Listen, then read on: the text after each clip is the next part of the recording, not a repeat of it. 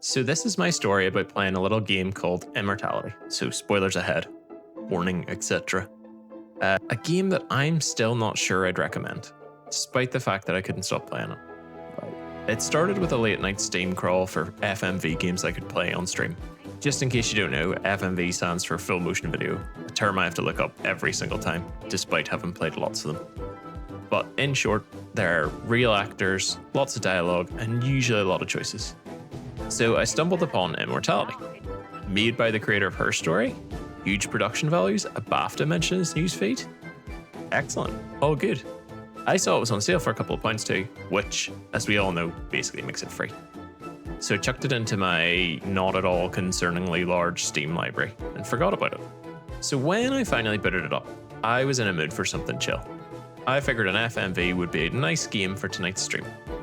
And then I saw the content warning, which I was happy that the game had already made for me. Only it wasn't just a warning. It was a grocery list of traumas. Nudity, blasphemy, murder, sexual assault. Basically anything they could have ticked was ticked, and all of the above. So I thought maybe they're just being cautious. Spoiler, they weren't.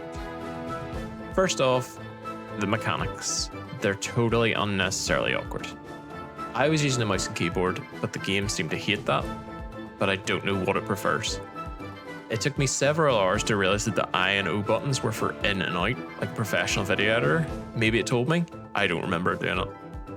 Rather than the bizarre mouse flicking system they use for rewinding. And I swear, by the way, that they have the rewind direction mapped completely backwards. I felt like I was spinning it the wrong way every single time I tried to do it. Honestly, I was starting to feel like a journalist who couldn't beat the Cuphead tutorial.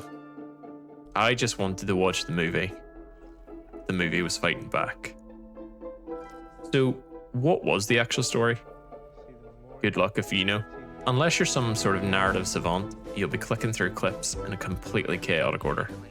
It felt like watching cartoons again when I was a kid, or streaming, where you'd see a random episode from season 3, then season 1, then the finale. 1 minute Aang's Ba Say, the next he's fighting the Fire Lord, then suddenly he's just coming in the ice again. I liked what I was seeing, but I had no idea what was supposed to be happening. You click on an object or an actor's face in the game to match cut to another clip. But what's relevant? What's not?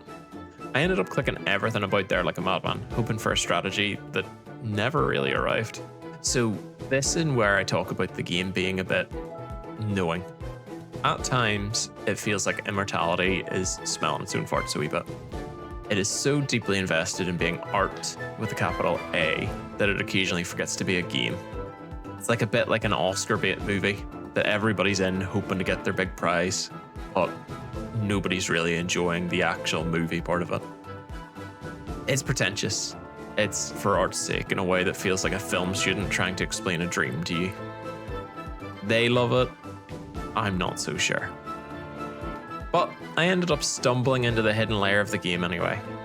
This weird, monochromatic woman who appears when you rewind at a very specific speed. Getting to that speed, entirely frustrating. But why is this woman naked? Why is she doing a monologue in a sheer shawl about films and the predatory nature of filmmaking? Why does it look like we're in an 80s David Bowie music video? I don't know, is my answer to that. As an aside, just at times the nudity felt a bit gratuitous. The sex scenes were unnecessary. It was less like a narrative choice and more like the game patting itself on the back saying it was mature and edgy. It's very aware of its own cleverness and wants to make sure it's clever too. So why am I struggling then? What is good about it? Everything I've said so far has probably been a negative. It sounds like I hated it. But the fact is I didn't. The production quality is really, really good. The 3 fictional movies look incredible. There's grain, aspect ratios, the sets. It all seems to perfectly capture the era of filmmaking.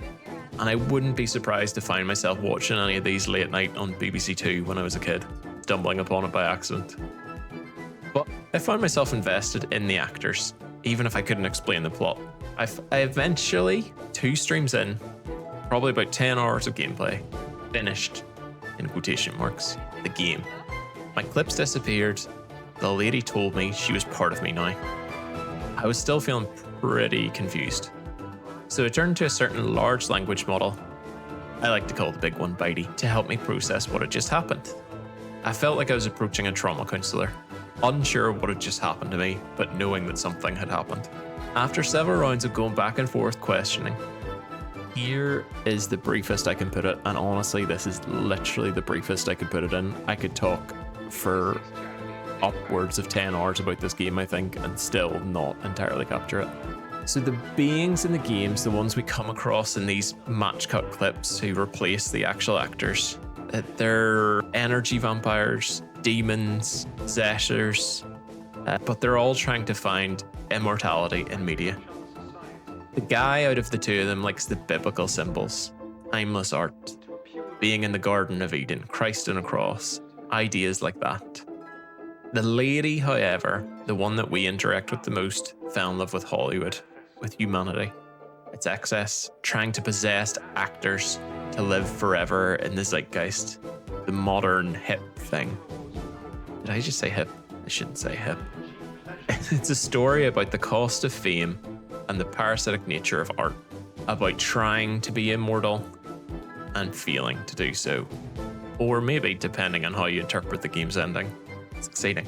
So, do I recommend it? Would I say to one of my friends, yeah, you should buy this game? Now, I only picked it up for a couple of pounds, so for me that feels valuable. As I said, basically free. But having said that, even despite the pretension, the fart-smelling knowingness, and the controls that made me want to throw my mouse out the window, I do, without getting too philosophical, even though I have a degree in it. Hands up if you want your degree money back. I think we need to cherish indie games that take big messy swings. I'd rather spend my money on a pretentious, confusing, beautiful experiment like this than on a $20 skin or a loot box in a game that's playing it safe. So get it?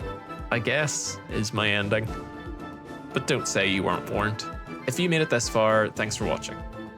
Remember that likes, follows, subscribes, all that good stuffs really helps the little creator. If you want to look for more deep dives into weird games, you can also find me over on twitch.tv/Creeper. And I hope to see you again. Bye.